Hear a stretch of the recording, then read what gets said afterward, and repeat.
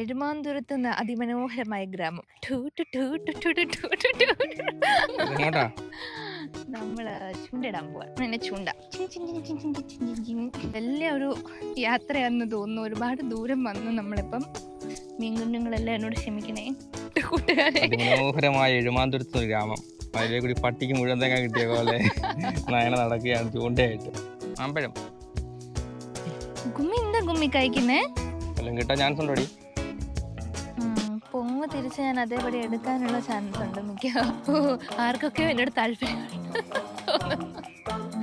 ആരൊക്കെയോ പിടിച്ച് വലിക്കുന്നുണ്ട് താഴെ. എന്തോ മീമി വരുമെന്ന് നോക്കട്ടെ അമ്മ ആദ്യം. എന്റെ ഗുമ്മി കാണാനെങ്കിലും ഒരു മീമി വരും. അവളെന്റെ സ്കില്ലിനെ അവിശ്വസിക്കും. നോ മീമിന്റെ ചൂണ്ട. ഗുമ്മി അമ്മയ്ക്ക് മീമി കിട്ടിയില്ല ഗുമ്മി. ഹലോ. എന്ന് പറഞ്ഞ ഒരു വലിയ സംഭവമാണ്.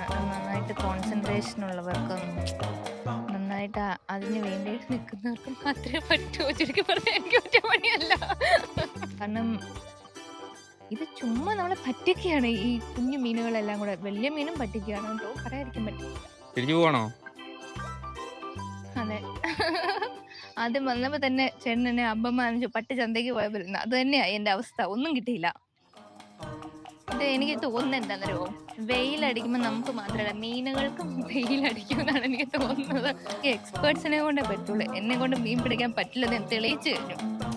പക്ഷെ അങ്ങനെയല്ല, നമ്മൾ 2-3 ദിവസത്തിനുള്ളിൽ ഒന്നുകൂടെ പഠിച്ചിട്ട് വരുമല്ലേ ഏട്ടാ. എല്ലാ കാര്യങ്ങളും നമ്മൾ എടുത്തേ പറ്റുള്ളൂ. ഭക്ഷണം, വെള്ളം, പിന്നെ ഫോണ്. വെറുതെ അല്ല മീൻ വരാതെ പ്രാരാബ്ധക്കാരൊന്നും മീനിന് മനസ്സിലായി.